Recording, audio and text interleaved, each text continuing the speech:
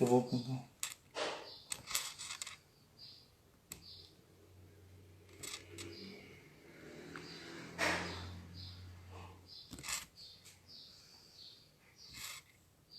Ele entrou.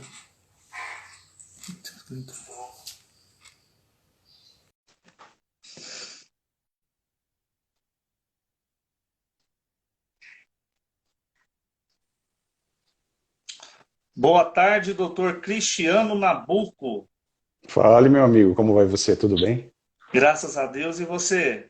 Tudo certo, tudo certo. Saudades, saudades dessa terra maravilhosa aí, como é que estamos? Igualmente. Uberlândia tá Ah, frio, viu, esses dias, tá frio. ah, é? Não está Mora. chovendo, mas tá frio.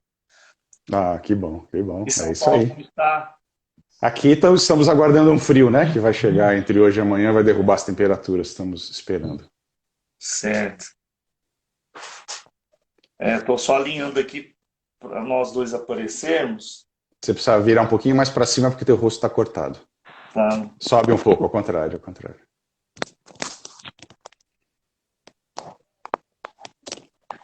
E agora? Melhor, melhor, agora melhor.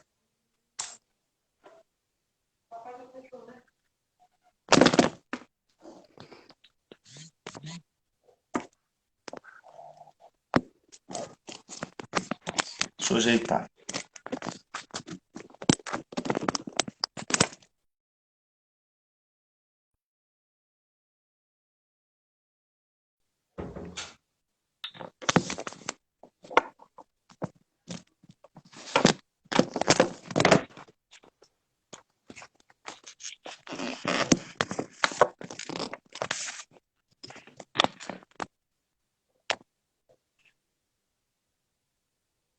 E agora, Cristiano? Tá ótimo, agora tá ótimo. Tá ótimo? Ótimo. É, não tá? Tá? Cristiano, hoje, maior prazer fazer essa live com você, considerado aí um dos grandes psicólogos aí do Brasil. Isso para mim é um motivo muito especial. A todas as pessoas que estão nos assistindo, né, nossos amigos, seguidores, alunos, né, as pessoas que fazem parte da nossa vida acadêmica, profissional e até mesmo pessoal. E quando eu lhe fiz esse Uhum. convite, me sinto muito honrado por você ter aceitado, né, estar comigo aqui nessa tarde, para a gente falar de um assunto muito importante e, claro, que você leva uma relevância muito grande na sua área profissional, que até mesmo leva o título, né, da terapia que você faz com os seus pacientes, né, que é a terapia focada nas emoções, né, quando se fala em emoções. Eu venho de um viés, né, da psicologia humanista, fenomenológica existencial, em que também nós damos a maior importância para as questões voltadas para a emotividade, o segmento das emoções. E nós estamos aí vivendo um momento ímpar aí na nossa essa crise mundial, né? Não é só no Brasil, é no mundo todo. E as últimas semanas vem assustando gradativamente muito a população, né? Acredito que em São Paulo esse reflexo se torna ainda muito maior do que aqui em Minas Gerais, né? Por tudo isso que está acontecendo. E, e o resultado disso tudo realmente é um abalo às emoções, né? E dessa forma, Cristiano, eu gostaria muito que você, nesse primeiro momento, pudesse falar para a gente a respeito de, até mesmo que leva o título da nossa live, como que ficam as emoções nesse tempo de isolamento, Cristiano? Olha, Fausto, queria agradecer o convite, agradecer a simpatia e a generosidade sempre sua, né? Você seguramente é uma pessoa aí que faz diferença na psicologia do Brasil também, então eu me sinto muito honrado de poder participar. Essa pergunta sua, eu acho que ela é interessante para a gente começar a pensar um pouquinho em tudo que nós estamos vivendo, né? Nós sabemos, através da psicologia evolutiva, que o nosso cérebro ele foi constituído de uma maneira que a resolução de problemas era um foco central, né? Desde lá de trás, os nossos ancestrais do Homo sapiens. Nós vivíamos então em bandos, né? Éramos seres gregários, e nosso objetivo sempre era resolver os problemas para que a nossa vida pudesse seguir em frente. Tanto o enfrentamento de animais selvagens, de tribos, das mudanças climáticas, e isso foi, de uma maneira ou de outra, formatando a nossa forma de lidar com o nosso entorno, a ponto de estarmos hoje aqui conversando e termos, obviamente, as mesmas características preservadas, embora estejamos falando aí de 300 mil anos atrás, isso é muito pouco tempo em termos de evolução. Então, o que acontece hoje, né? Hoje, quando você entra num noticiário, quando você lê um site de qualquer referência de saúde, a primeira coisa que nós vamos ter é informações que são desencontradas. Bom, um defende a quarentena, o outro defende o modelo do vertical, o outro horizontal, o outro vai dizer que não funciona, um vai defender uma medicação A, o outro B. Quando você ouve os especialistas falando, eles também se contradizem muito. Então, o que acontece, né? Para aquele indivíduo que vive a sua vida de uma maneira cotidiana e se coloca em contato com essa contradição contínua, isso é um motivo de grande desespero. As pessoas começam a ficar mais ansiosas, o que é absolutamente legítimo. Quando você começa a ouvir, né, não só os governantes aqui do Brasil, mas de fora, também tendo pontos de vista, opiniões que são distintos, o que o indivíduo comum vai pensar é mais ou menos assim, puxa, se nem eles sabem então o que fazer, o que será de mim? E a gente começa nesse momento, Fausto, a lidar com uma série de inquietudes, grande parte delas reais e grande parte delas imaginárias. Então, como será meu emprego? Vou continuar tendo recursos? Como que vai ser a saúde das pessoas que eu tenho próximas a mim? O que será dos meus filhos? E na medida em que eu vou lidando com essa série de questionamentos que não são passíveis de serem respondidos, o meu cérebro, obviamente, conforme eu dizia há pouco, ele não consegue, na verdade, se movimentar na direção de resolver o impasse. Então, nesse momento, nós vamos ver muitas pessoas fazendo estoque de máscaras, de materiais médicos, de luvas, de álcool, ou comprando mantimentos, ou, inclusive, abastecendo o carro. Aqui em São Paulo, você não pode sair com o carro, mas todo mundo abastecendo o carro. Então, é como se essas pessoas se sentissem, então, extremamente desorganizadas, e um mínimo de atitude seria tentar controlar o meio ambiente. Esse universo mais próximo, que no fundo é a nossa casa, o nosso círculo de convívio mais íntimo, fazendo então com que essa ansiedade, ela acabe muitas vezes, Fausto, criando aquilo que nós chamamos de um contágio psicológico. O que isso quer dizer? Nós vemos as pessoas, então, se debruçando sobre as redes sociais, compartilhando notícias, sejam elas verdadeiras ou não, porque muitas vezes, na verdade, nem importa muito, o que importa é eu, de uma forma ou de outra, colocar para fora toda a minha inquietude, e isso vai, obviamente, elevando o nível de ansiedade, não só do indivíduo, né? Essa ansiedade, obviamente, que vai provocar medo e uma série de outras emoções que são derivadas, fazendo com que não apenas eu, enquanto indivíduo, mas as pessoas que estejam à minha volta, comecem a viver isso de uma maneira coletiva. Qual é o resultado final? Bom, o resultado final são das mais variadas, mas uma das coisas que a gente sabe, principalmente, que acontece nesse momento é a diminuição do meu sistema imunológico. Nós sabemos que à medida, então, que eu aciono aquele eixo que vai fazer a liberação do cortisol, da adrenalina, das minhas suprarrenais, isso faz com que o meu sistema imunológico decresça bastante, fazendo com que eu me torne, então, muitas vezes mais vulnerável do ponto da saúde física a essas circunstâncias, né? E mais que isso, para aqueles indivíduos, então, que já passam por dificuldades, né? Muitos pacientes que eu estou... Isso é uma coisa interessante para a gente falar com calma depois. Eu estou observando uma mudança muito peculiar a esse momento. Enquanto algumas pessoas que já não estavam bem, de fato mergulharam no abismo, aquelas que estavam numa condição mais crítica, mais se equilibrando através de psicoterapias, de medicações, essas pioraram de uma forma bastante importante, enquanto aquelas que mais ou menos lidavam com as dificuldades, parte expressiva delas começou a relatar aí uma sensação de satisfação e de prazer muito grande. Pode parecer paradoxal isso, mas depois a gente volta. Então, o que acontece? Na verdade, nós sabemos, por algumas pesquisas que já foram feitas, por exemplo, quando houve a SARS no Canadá, acho que em 2003, em 2007 houve em alguns países da África algumas outras patologias, mesmo na China, né, a síndrome da SARS. Alguns indivíduos, né, algumas poucas pesquisas que foram feitas mostraram que os indivíduos que passaram por isso, uma delas que foi feita no Canadá, por exemplo, mostrou que as crianças que foram submetidas às quarentenas, elas tinham 3 vezes mais presença de transtorno de estresse pós-traumático do que as crianças que não tinham passado por isso.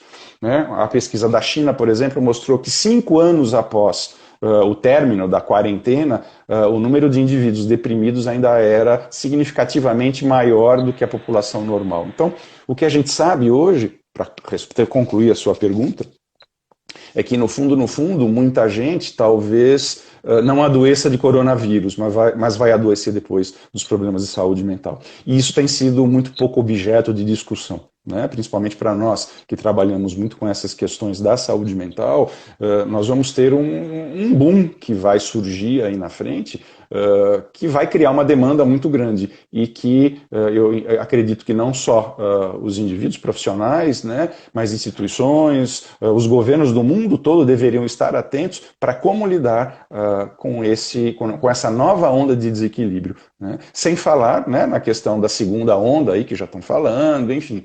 Então, talvez tempos difíceis se avistem, mas no meu entendimento, para concluir, né, agora eu juro que eu paro de falar, eu acho que tudo que está acontecendo, na verdade, é um grande convite, é uma grande provocação à mudança pessoal, porque nós estamos sendo efetivamente obrigados a olhar para a realidade de uma maneira como nunca fizemos antes.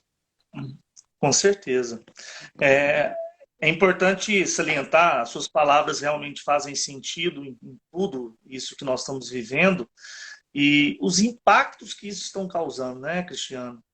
Vamos falar na economia, né, que isso aí já é noticiado e nós estamos vivendo isso, todos nós brasileiros, de uma forma geral.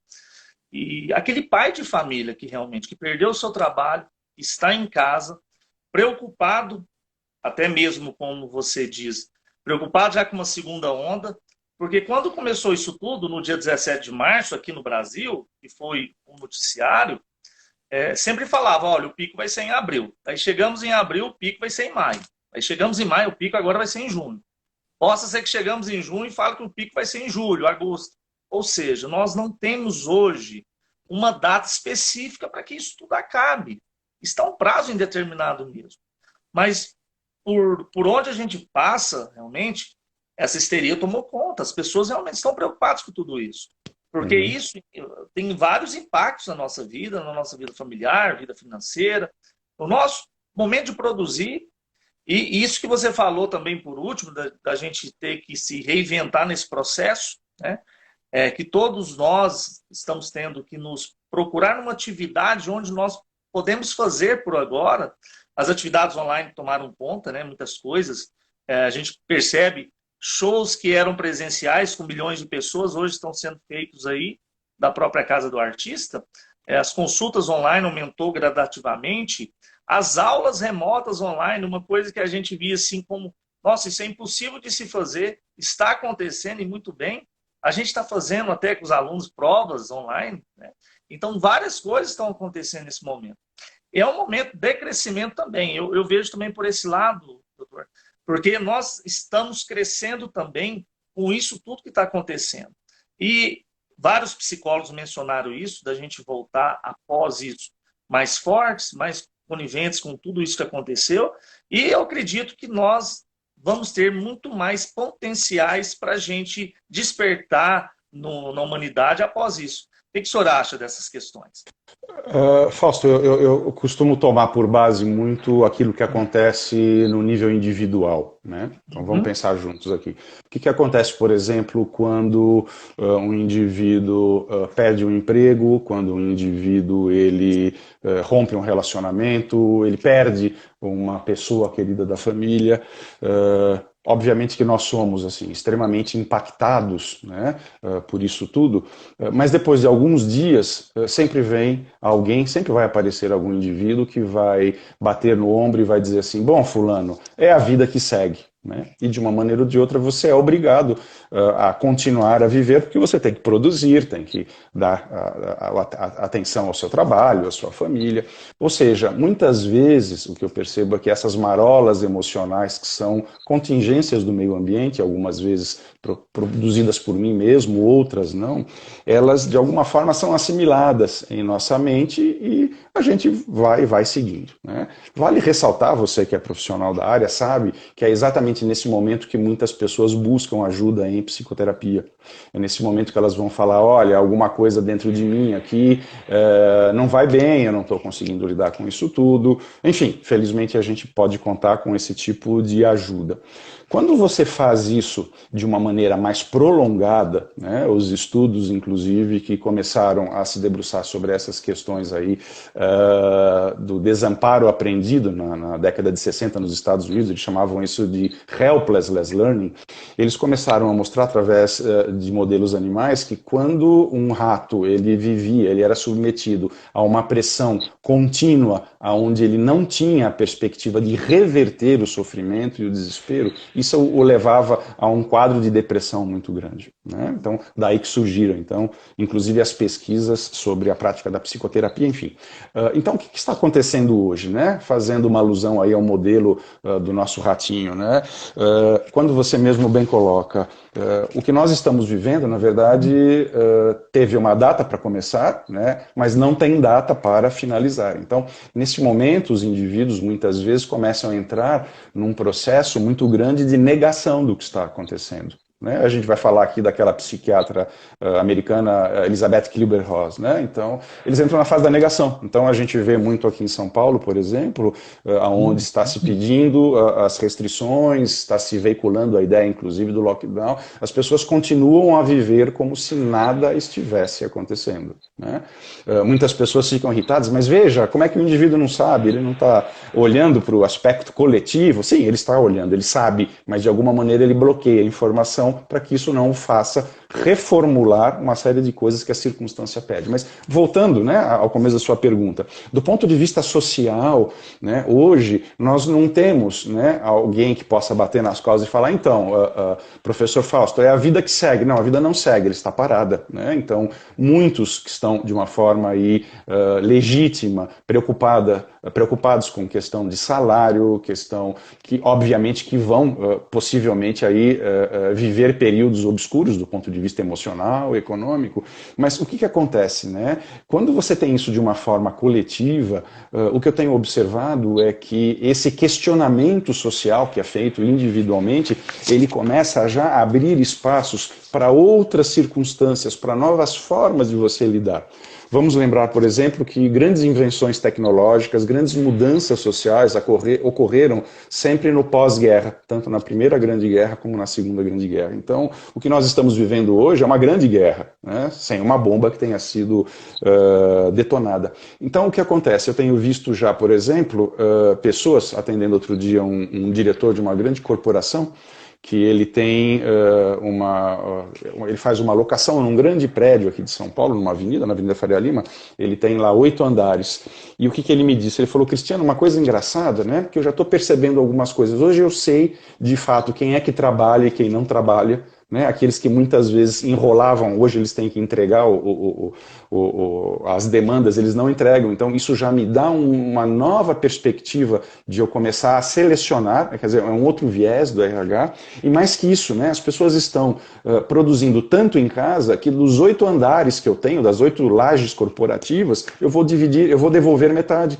Porque eu entendi que eu posso começar a fazer rodízios. Um dia as pessoas trabalham em casa, outro dia trabalham no escritório. Então, olha que interessante, quer dizer, as pessoas estão começando a entender que coisas que jamais, em tempo algum, seriam possíveis de acontecer, estão acontecendo em 30 dias. A própria questão da prescrição médica, né, através do meio eletrônico, está sendo discutido já há quase 20 anos, e de repente foi instituído. Então, eu acredito que grandes avanços aconteçam, e mais que isso, né, voltando então à sua pergunta, pergunta. Na medida em que nós estamos passando por isso tudo, por um período muito prolongado, nós mandatoriamente começamos a olhar a vida de uma outra forma. Porque hoje não tem mais, vamos imaginar que eu sou uma pessoa que eu tenho as minhas inquietudes, como você tem, como todos nós temos. Talvez eu vá no shopping, eu compre alguma coisa, eu faço uma viagem, eu vou no restaurante, eu me excedo em algum aspecto, né? Hoje eu não posso fazer mais nada disso. Eu, de uma maneira geral, eu estou limitado. Então, se eu pudesse usar uma metáfora, eu diria assim, os véus estão caindo. E as pessoas, pela primeira vez, porque esse período é prolongado, elas estão sendo forçadas a olhar o espelho da vida.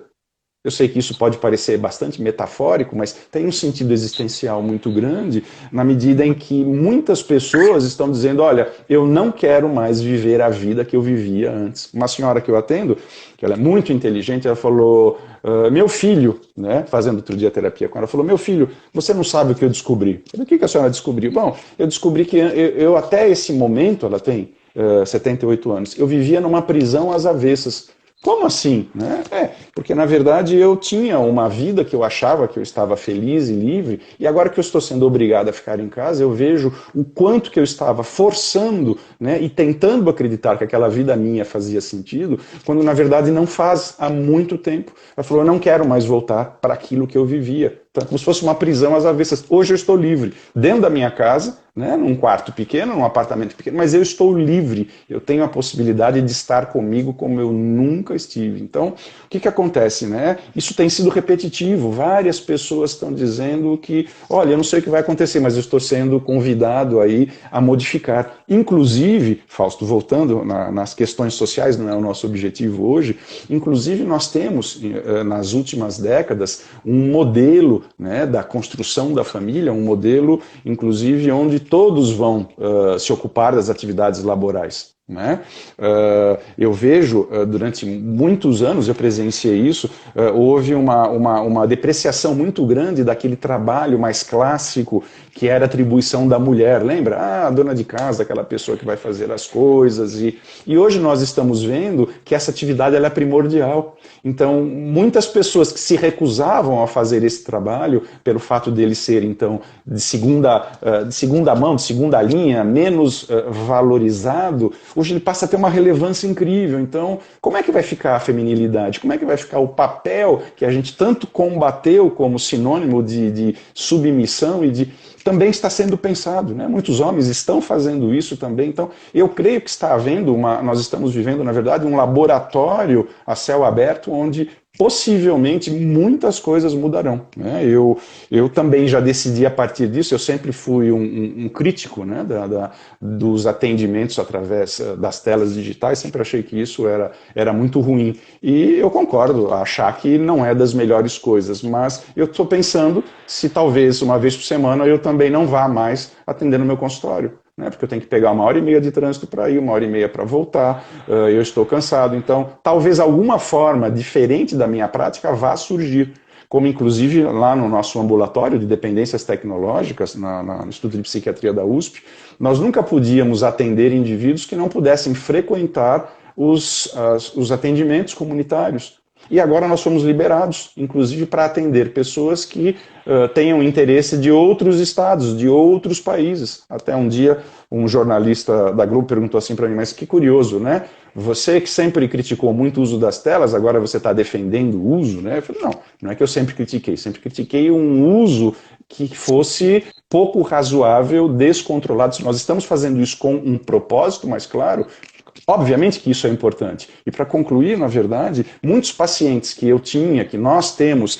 que exibiam uma questão de descontrole com relação aos jogos, às redes sociais, estão fazendo um efeito contrário. Como assim? É paradoxal. Eles têm utilizado tanto as telas, né, para estudar, que eles não aguentam mais as redes sociais ou os jogos. Muitos estão abandonando de uma forma espontânea aquilo que antes para eles era um elemento assim extremamente importante. Então, o que eu estou vendo, na verdade, em todos os níveis, seja no trabalho, seja na maneira como eu me organizo, seja na maneira como eu me relaciono, como eu enxergo a vida, tudo está sofrendo um impacto muito grande. E eu acredito que com a passagem do tempo a gente vai ter a possibilidade de entender o que surgirá dessa nova organização. né? E num determinado momento eu creio que sairemos melhores, eu tenho essa convicção. Sim. Inclusive tem um questionamento, uma pergunta da Daiane sobre a educação, apenas uma ressalva, não entendi que as aulas online estão acontecendo de forma muito bem.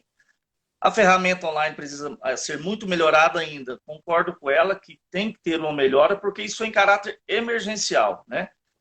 De uma noite Na para o verdade... dia, né? De uma noite para o dia nós fomos, né? Como se diz? Ao enfrentar a questão da pandemia, nós fomos estimulados à prática da aula online, né? Aula remota e tudo mais. A gente tinha uma afinidade com o Skype, mas não é adotada nas universidades, nas pós-graduações. Sempre são outras ferramentas. Então, assim, eu percebo, quando eu falo que foi muito bem, porque nós conseguimos isso em poucos dias se adaptar, né? Nós conseguimos se adaptar a tudo isso, tanto os alunos quanto nós, professores. E olha para você que engraçado, disso que você está falando, Cristiano, isso casa muito bem. Teve alunos meus da pós-graduação aqui, que me mandou mensagem no outro dia falando assim, Fausto, tem a possibilidade de eu continuar esse curso somente online? Porque para mim é mais fácil, eu não preciso me deslocar para Uberlândia, eu não preciso pagar hotel, não preciso restaurante. Ou seja, para mim, na atual realidade, fica melhor. Olha para você ver. Então, assim, isso pode, daqui a um tempo, as pessoas optar por fazer online. Outras, claro, não vão se adaptar. Isso tudo pode acontecer. Mas quando eu digo assim que de uma forma muito bem, foi a questão da rapidez, bem instantâneo que nós conseguimos adaptar tudo isso. Porque no dia que a nossa direção acadêmica de uma universidade falou assim, a partir de segunda-feira agora, aulas online, isso era na quinta. Você imagina a cabeça nossa, poxa, não conheço nem a plataforma, e agora? Nós não tivemos esse tempo para preparar. Então foi um desafio, por isso que eu falo assim, é um desafio para todos nós, tanto docentes quanto discentes, né?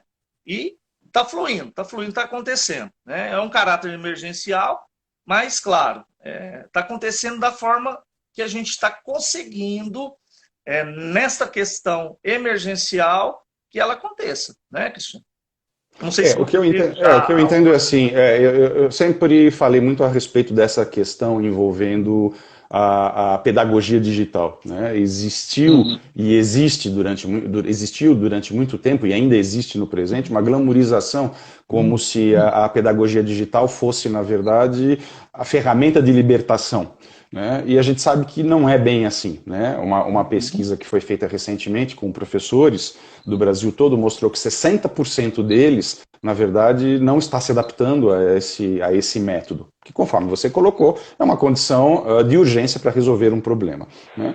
O que veio acontecendo, na verdade, é que as pessoas do dia para a noite tiveram que adaptar aquele conteúdo presencial para o conteúdo online. E, obviamente, que ele não vai funcionar. É importante a gente pensar por que isso acontece, Fausto. Porque quando eu converso com você, quando eu interajo, seja numa aula, numa terapia, numa interação qualquer, 75% do conteúdo de uma comunicação ele se dá através de comportamentos não verbais. A sua gesticulação, o tom de voz, a maneira como você mexe a sua sobrancelha, seu corpo, sua orientação, enfim. A narrativa, a palavra falada, na verdade, ela apenas dá o contorno àquilo que eu já estou lendo de uma maneira silenciosa. Bom, o que isso tem a ver com a pedagogia digital? Tudo. Porque o que acontece? Quando eu estou numa sala de aula, eu não estou apenas apreendendo e absorvendo informações do ponto de vista racional, mas também eu tenho uma questão vivencial importante, que ela também vai modular, a gente sabe, né, o que a gente chama de ancoragem do conhecimento. A informação que me é passada de uma maneira que é envolta em mais emocionalidade, seja ela positiva ou negativa, a própria memória nossa, ela é muito composta por adrenalina, então isso faz com que eu consiga aprender. A hora que eu estou olhando para você agora, por exemplo, eu não consigo perceber tanto a sua comunicação não verbal, eu não consigo, na verdade, perceber se você está respirando de uma forma mais forte ou não, se você está tendo uma flutuação emocional. Então é como se esse 75% eu não tivesse. Isso me faz, então, ter um hiperfoco. Ou seja, eu tenho que, dentro desses 25%, tentar ler aquilo que você está falando. Então isso faz com que exista uma sobrecarga cognitiva imensa. Principalmente quando você faz isso horas a fio. Então, eu tenho a experiência própria, por exemplo, de atender 8 ou 9 pacientes por dia. Né? No final dos meus atendimentos, obviamente que eu estou cansado, eu não consigo mais fazer nada. Mas o que eu tenho vivenciado agora? Né? Eu estou na minha casa fazendo atendimento aqui de uma forma muito mais confortável. Depois do quinto ou sexto atendimento, Fausto, eu estou destruído.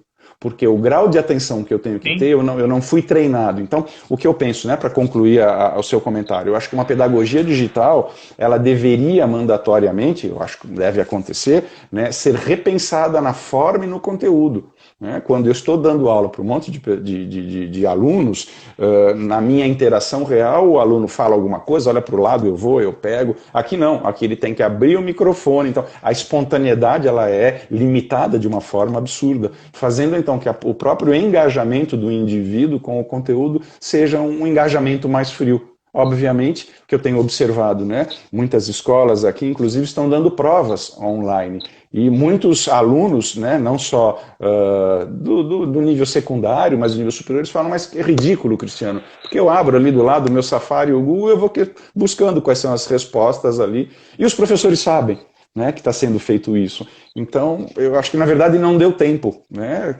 Talvez isso crie um modelo que intercale aspectos digitais, aspectos presenciais, mas onde, ao final, a gente vai conseguir ter, a partir desse laboratório, uma noção mais clara do que funciona e do que não funciona, em termos deste aspecto, que eu acho que vale a pena, sim, ser pensado de uma maneira mais progressiva, claro. Sim, sim. E com o tempo, né? Porque foi da noite para o dia, né? Foi emergencial e tudo mais, né? Doutor, tem uma pergunta da Tamara Borges, e ela fala da questão do adoecimento mental das mães. Uhum. O que você tem para dizer nesse momento das mães? Você está atendendo muitas mães nesse momento? Sim. A gente tem aí, não só aqui no Brasil, para você ter uma noção, no Reino Unido houve um aumento de 700% de um dia para outro, ou de uma semana, progressivamente, da violência doméstica, do consumo de álcool. Obviamente que circunstâncias ou estruturas familiares que se mantinham através de um contato mais, vamos chamar assim, esporádico, hoje eles estão sendo sobrecarregados, onde você muitas vezes é obrigado a conviver com pessoas que já exibem relações que estão falidas, ou relações onde a falta de compreensão, o cuidado é uma marca registrada. Então, a hora que você é obrigado, né, hoje a mãe, por exemplo, que ela não pode trabalhar, ou ela tem que trabalhar em casa e dar conta de uma série de outras coisas, né, você começa a lidar com uma sobrecarga imensa. E ela, obviamente, vai ter o que nós estamos chamando aí de um burnout, né? Ela vai viver uma crise aí de depressão, possivelmente, exatamente pelo fato de estar acumulando uma série de atividades. Então, eu acho que também esse é um outro importante aspecto.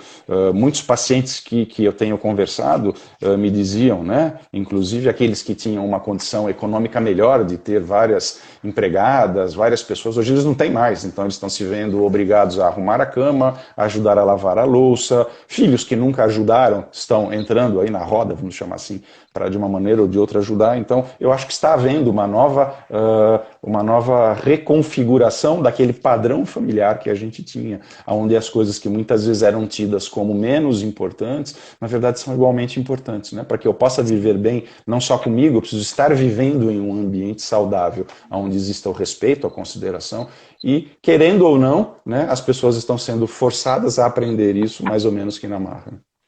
Sim, sim. A Cissa pergunta como lidar com a ansiedade nesse momento, né? Uma ansiedade que todos nós estamos vivendo, né? Eu acho que nós falamos.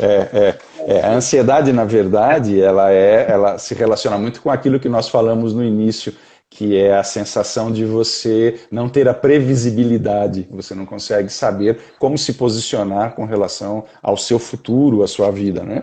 Eu vou pegar aqui um exemplo que eu acho muito interessante, que eu mencionei, inclusive, numa entrevista outro dia, que eu fui estudar muito essa questão do estresse, das situações agudas, né?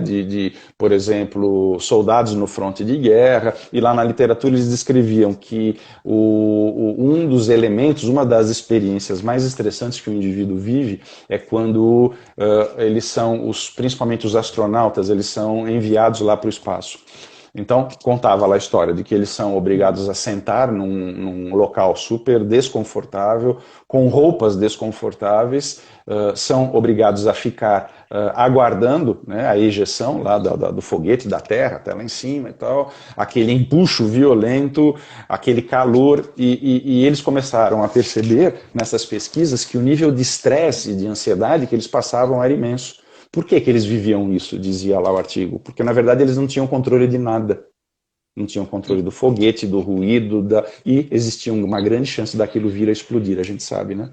Então eles desenvolveram um recurso poderoso. Qual é o recurso? O recurso é informar ao cérebro que você tem controle de alguma coisa. Bom, mas nessas condições, você tem controle do quê? Você tem controle de uma coisa, da sua respiração. Então eles começaram a orientar nesses programas dos astronautas técnicas de respiração, técnicas de mindfulness, vamos falar assim, como uma forma de informar ao cérebro que dentro das possibilidades eu mantenho o controle de algumas coisas. E isso fez com que o estresse despencasse de uma forma bastante grande. Então a dica a gente pode pegar desses astronautas, né? O que eu estou fazendo hoje com a minha vida? Eu fico olhando aí noticiários o tempo todo? Número 1, não faça isso, né? Número 2, bom, eu levanto, fico andando de pijama o dia inteiro e não faça isso. Você tem que ter hoje, na sua vida real, o máximo de similaridade com a vida que você vivia antes da pandemia, né? Então, levante, né? Troque de roupa, não fique de pijama, arrume sua cama, faça as suas coisas. Ou seja, quanto mais você se engajar em atividades que deem ao seu cérebro a noção de que pelo menos no meio pequeno ambiente aqui, as coisas estão sob controle, isso vai fazer com que a sua ansiedade despenque de uma forma bastante expressiva. E, obviamente, na medida em que você vai se engajando nessas pequenas coisas, você consegue desenvolver satisfação e prazer, inclusive para revisitar, muitas vezes, objetos antigos, as suas arrumações. Isso faz com que você pense muito a respeito da vida que você quer ter. Então, eu acho que essa é a grande pergunta, né, que paira no ar, não só para mim, como para todos, né? Quer dizer, que vida que eu quero ter depois disso? Né? Quem eu serei depois disso? Quem que eu quero me tornar? São perguntas, Fausto, que na verdade elas não têm uma resposta aí muito clara, mas apenas do fato de você começar a flertar com elas, de você começar a ouvir essas perguntas como uma forma de provocação, eu acho que isso começa a nos levar para um grau de consciência aí bastante diferente. Alguns, quem sabe, aproveitem isso, outros talvez continuem a viver a vida como era antes, né? Mas eu acredito que num volume maior em termos sociais isso vai ter alguma repercussão, com certeza.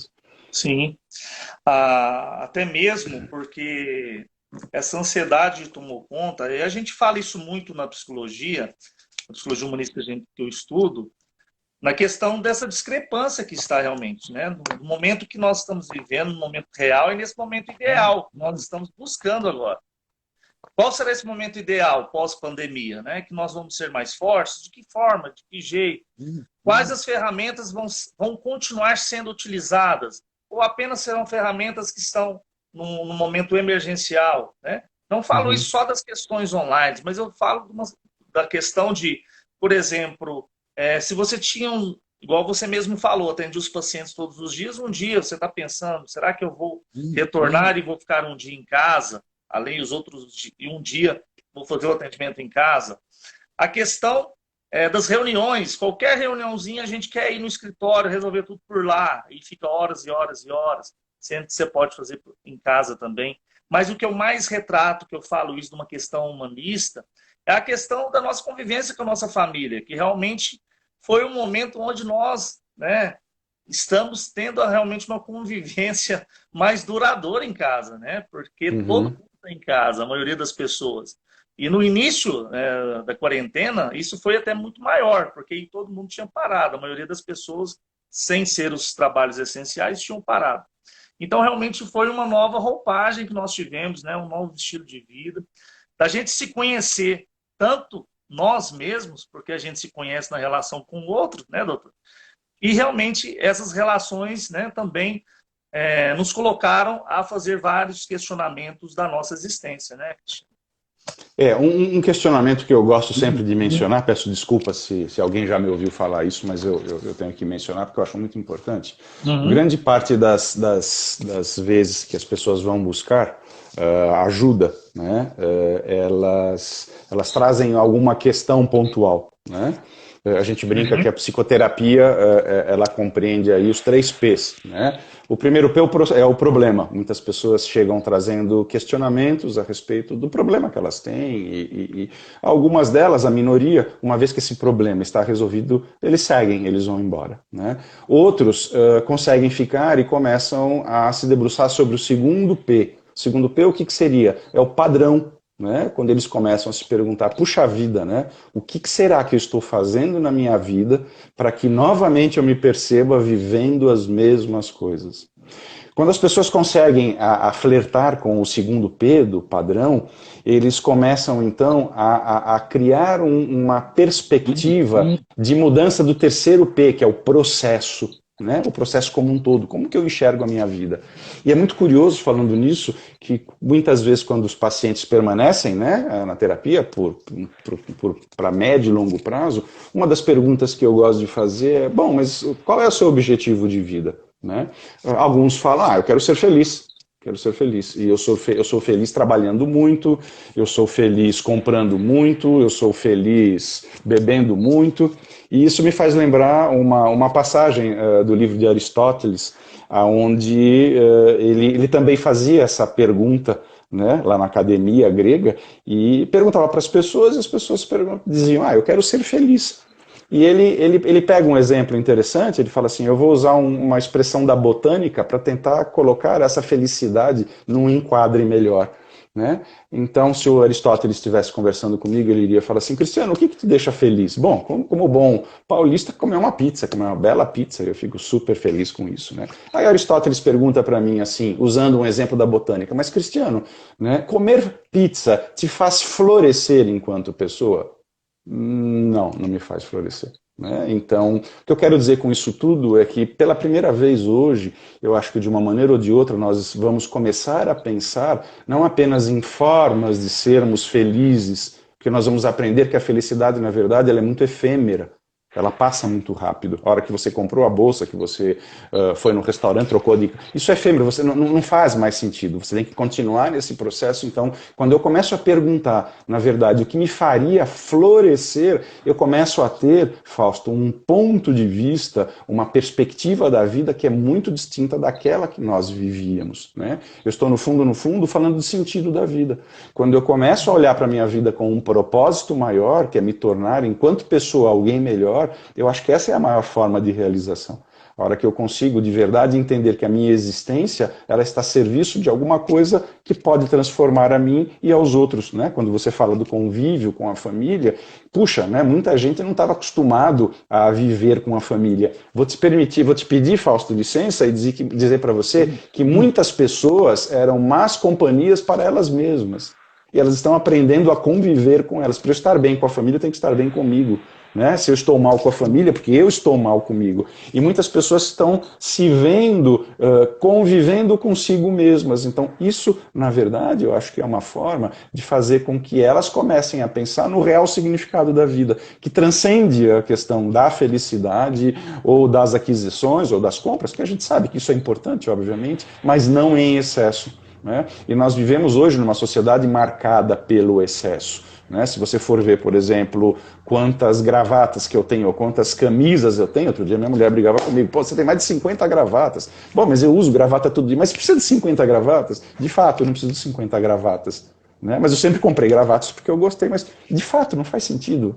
Eu vou usar sempre as mesmas. Então, eu acho que isso, de uma forma ou de outra, começa a fazer com que a gente reflita sobre os vários aspectos, que a gente faça vários recortes da vida, afinal, o que efetivamente, no final das contas, importa. Né? Eu costumava dizer, né, você pode ter 10 carros na sua garagem, você pode ter um carro. Hoje, quer você tenha recurso ou não tenha, você não terá respirador, meu amigo. Então, todos nós hoje estamos iguais. Então, tudo aquilo que a gente sempre viveu e que nós nos apoiávamos para ter um significado da vida foi subitamente subtraído. né? Nada mais daquilo que nos fazia viver de uma forma encantadora, deslumbrada, hoje exerce qualquer efeito sobre a nossa personalidade. Então, foi como eu disse no começo, né? Os véus estão caindo e a gente está sendo obrigado, de fato, a olhar para aquilo que realmente importa. Será que algumas pessoas vão mudar? Será que outras não vão mudar? Eu me recordo que 2 ou 3 semanas atrás, quando voltou, né, a abertura da China, teve uma loja lá, eu não lembro de que marca de roupa, enfim, alguma grife famosa, que ela vendeu $2 milhões num dia, né? Então, você vai ver isso e falar, puxa, então as pessoas não mudaram, né? O mundo continua igual.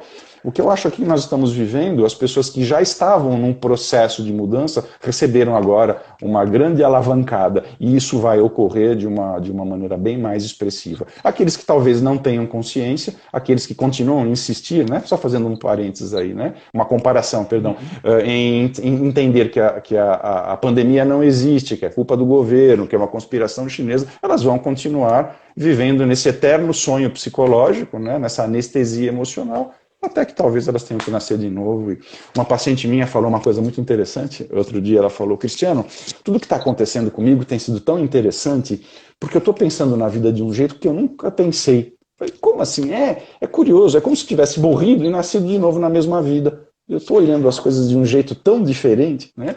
Então eu acho que é exatamente esse tipo de circunstâncias que a gente deve aproveitar muito, porque o que nós estamos vivendo hoje, Fausto, é histórico. As futuras gerações vão falar disso. Nunca vivemos algo igual.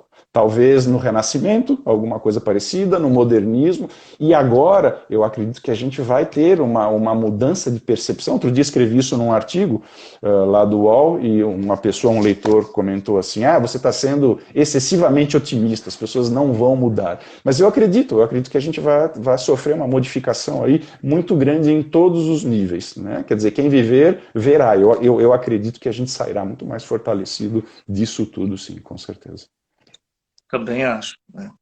E nós somos um ser em construção, né, doutor? Isso aí nós não podemos negar, nós estamos em construção também, né? Construção de existência, de humanidade. Então, isso pode ser o reflexo dessa construção que nós vamos ter, dessa mudança, né, que estaremos entrelaçados aí após esse período, né? Tem uma última pergunta, eu sei que seu tempo já está no fim, né? Sei que você tem outras atribuições agora, doutor. Mas é uma pergunta que faz parte da sua carreira aí, eu acho interessante, que foi a Felícia que fez aí, eu até anotei aqui. Você sempre, né, nos contribuiu com seus livros, com suas literaturas, falando das questões voltadas para a dependência tecnológica, né? A qual você hoje é um dos maiores especialistas aí do mundo nesse assunto, né? E a sociedade deve muito isso a você, como cientista, né, como escritor, como psicólogo. E essa pergunta eu acho que encaixa muito para a gente terminar tudo isso hoje, né? Você sempre deu essa contribuição em falar dessa importância dos pais em monitorar os filhos com essa dependência tecnológica, né? E nesse período que os filhos estão em casa, né, que as escolas não estão funcionando e que eles ficam boa parte do dia na internet, a gente sabe disso. A pergunta da Felícia é muito interessante. Doutor Cristiano Nabuco, como os pais podem, nesse período, moderar seus filhos? Essa é uma pergunta muito boa, porque o que acontece, né? Se nós formos voltar nos períodos pré-pandemia, grande parte do tempo os pais estavam fora, com as suas atribuições, os filhos na escola. O período de convivência conjunto ele era muito escasso, ele se restringia talvez nos finais do dia, durante os finais de semana, e isso, na verdade, não dá uma noção exata de como que os nossos filhos gastam o tempo em frente às telas. Hoje, na medida em que eu estou em casa o dia inteiro, seja fazendo um trabalho ou não, eu estou o tempo todo, como diz aquele ditado, um olho no peixe, um olho no gato, eu estou o tempo todo vendo o que está acontecendo. Então, eu entendo que essa oportunidade é muito valiosa, porque ela vai dar, de fato, uma noção mais exata do que o meu filho está fazendo em frente às telas, né? Então isso é uma percepção que, na verdade, a gente não tinha e que essa circunstância toda está oferecendo.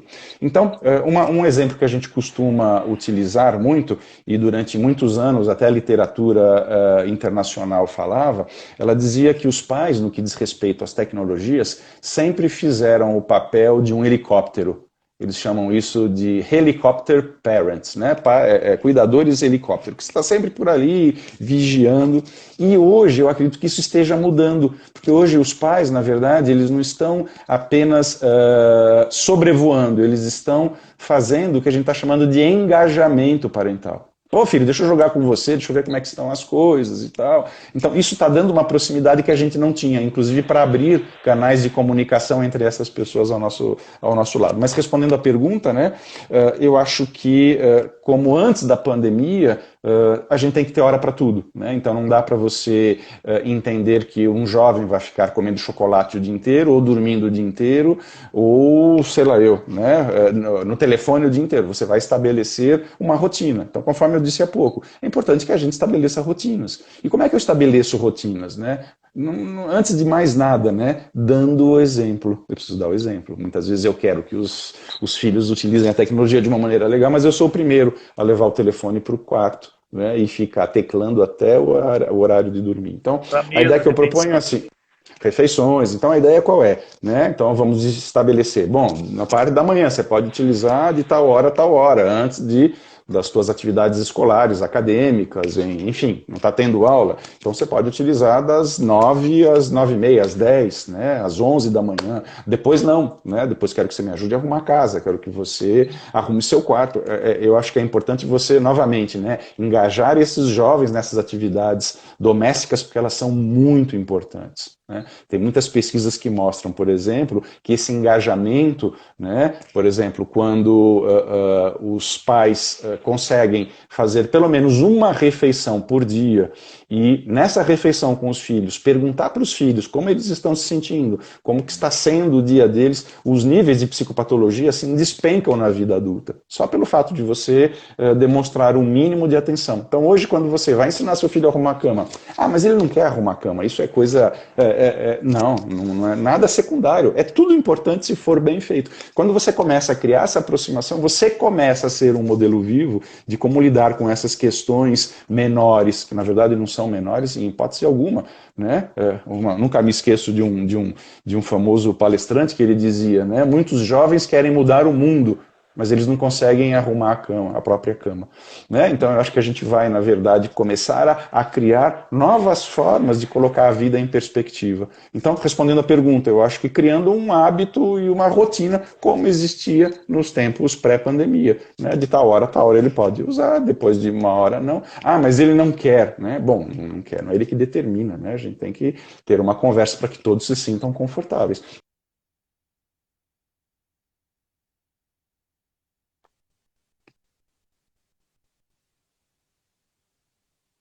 Oi? Oi? Oi? Já acabou. Travou.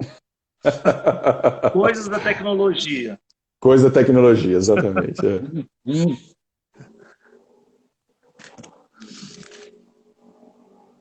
Oi, me ouve? Me ouve agora? Sim, perfeito, estou ouvindo.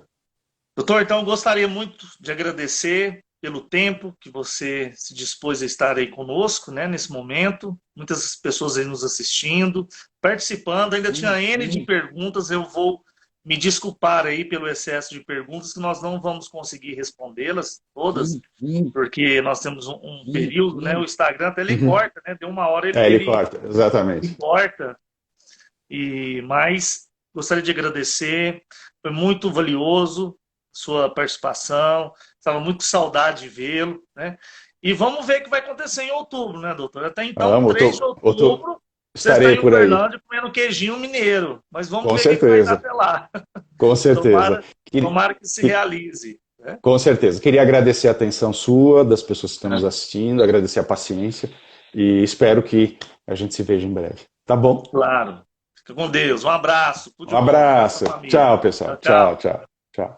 Tchau, pessoal. Muito obrigado a todos que acompanharam, tá? E com certeza o Dr. Cristiano Nabuco é uma pessoa, né, sensacional, rico em conhecimento, rico como ser humano, né?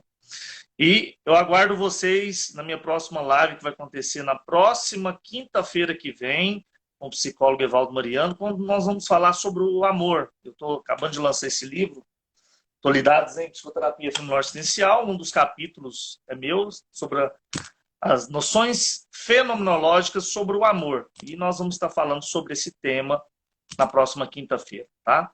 Muito obrigado a todos. Fiquem com Deus.